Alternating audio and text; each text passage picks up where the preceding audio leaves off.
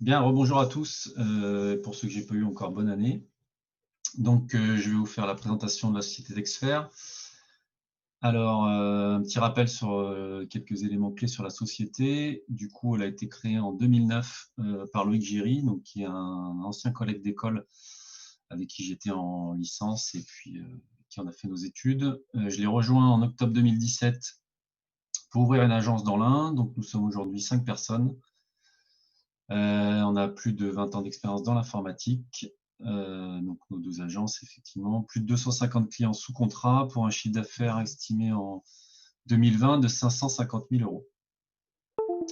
Donc que fait-on chez Texfer? Notre métier principal, c'est l'infogérance, c'est la mise en place de solutions informatiques, donc tout ce qui est environnement serveur, PC fixe, portable, etc. Donc tout l'environnement bureautique. Pour les entreprises, on propose des solutions de stockage, donc principalement des NAS de Synology, donc j'ai déjà installé chez plusieurs d'entre vous, des solutions de sauvegarde très importantes, du réseau et puis principalement du Wi-Fi pour les entreprises et la partie sécurité dont je vais développer un peu plus loin, la partie antivirus, firewall, chiffres abandonnés, etc. On fait également tout ce qui est maintenance et support utilisateur, donc avec des outils de prise en main à distance pour intervenir le plus rapidement possible et le plus efficacement possible. On vend également du matériel informatique pour les pros, comme je disais plus haut, et puis la vente de logiciels, donc EBP pour la partie gestion commerciale, comptabilité, l'antivirus avec EZ, donc je vais parler un petit peu plus tard également, et puis l'Office 365, etc. Donc toute la partie logiciel disponible. Donc je voulais vous faire un petit point plus spécifique sur la partie sécurité informatique. Donc je vais parler des mots de passe, de la double authentification et de l'antivirus. Voilà, on pourrait développer un peu plus avec le chiffrement, les VPN, etc. Mais je n'aurai pas le temps aujourd'hui. Donc concernant les mots de passe, voilà, je vous ai mis une petite slide sur une information en combien de temps votre mot de passe est-il craqué. Donc on se rend compte qu'il y a de plus en plus de piratage de mots de passe. Donc il faut de plus en plus les sécuriser. Vous voyez que si on met que des chiffres ou que des minuscules, etc., les mots de passe sont craqués assez facilement sur un nombre de caractères assez faible. Donc l'idéal pour un mot de passe, c'est d'avoir au moins 10 caractères et de mélanger des chiffres, des majuscules et des minuscules. Là, on arrive sur un temps estimé de 7 mois pour craquer le mot de passe, donc on est assez large et sécurisé. Donc le problème des mots de passe, c'est que beaucoup de personnes en fait utilisent un voire deux mots de passe différents pour tous les sites et tous les accès à Internet. Parce que ils veulent pas retenir 50 mots de passe. Donc l'intérêt et la solution, c'est d'utiliser un gestionnaire de mots de passe. Donc je vous parle souvent de KeePass, qui est une base de données de mots de passe qui est en local sur votre machine. Donc c'est open source, c'est gratuit, mais on est sur une interface un peu à l'ancienne. Voilà, pas très fun, pas très sexy, mais qui est très efficace. Je vous ai mis deux autres gestionnaires, OnePassword et Keeper, que j'utilise pas forcément, mais voilà, qu'il est bon de connaître. Chez Texfer, on utilise beaucoup Dashlan, qui est un gestionnaire de mots de passe, donc orienté plutôt au site internet, avec des plugins qui sont intégrés au navigateur, Firefox, Google Chrome, etc. Donc, il va vous faire une connexion automatique au site web. Il va générer également des mots de passe forts. Donc, à chaque fois que vous allez devoir créer un compte sur un site, il va vous proposer de générer automatiquement votre mot de passe. Il fait également portefeuille numérique, c'est-à-dire qu'on va pouvoir enregistrer vos cartes de crédit sur le logiciel.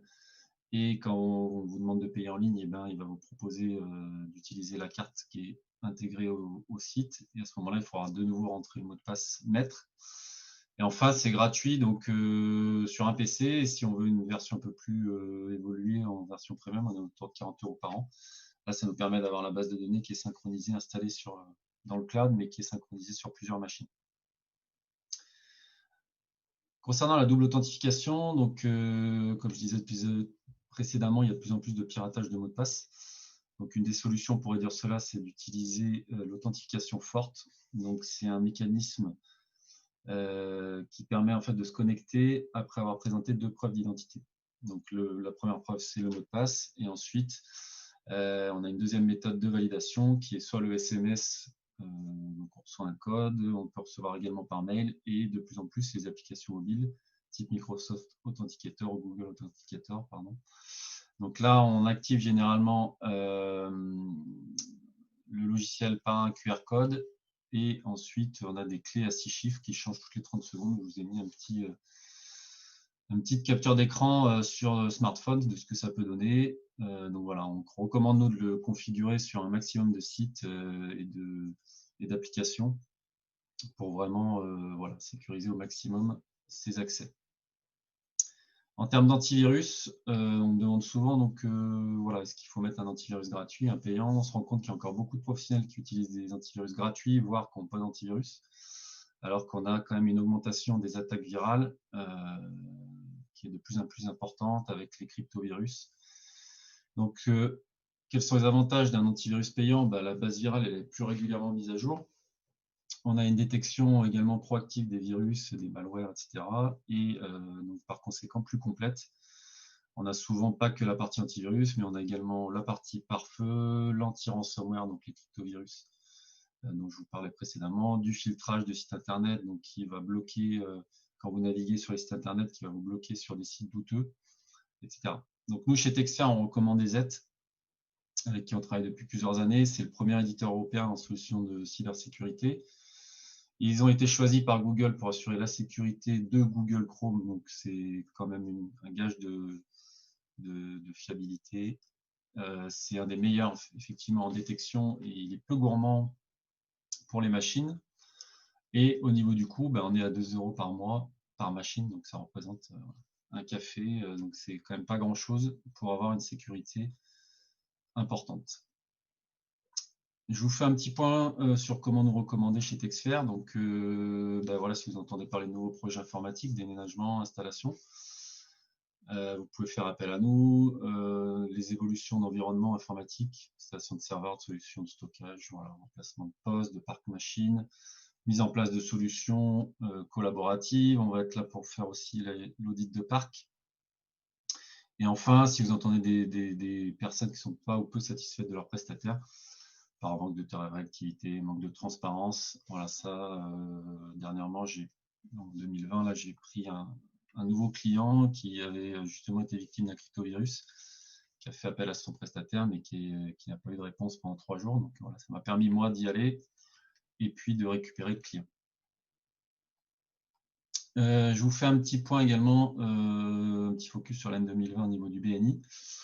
Donc j'ai généré, grâce à vous tous, un chiffre d'affaires de 37 000 € pour un panier moyen de 1 000 €, environ 14 recommandations reçues et j'en convertis environ 3 sur 4.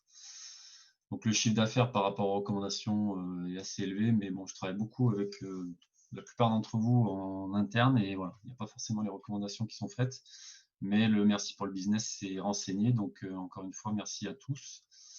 En termes de type de recommandations attendues, voilà, ça va du 1 à 5, du simple contact à la demande très qualifiée, et on cible plutôt de l'indépendant jusqu'aux sociétés de 40-50 postes de travail dans tout secteur d'activité. Voilà, donc merci à tous pour votre écoute, merci à tous pour vos recommandations et pour me faire travailler. Et je vous souhaite encore une bonne année 2021.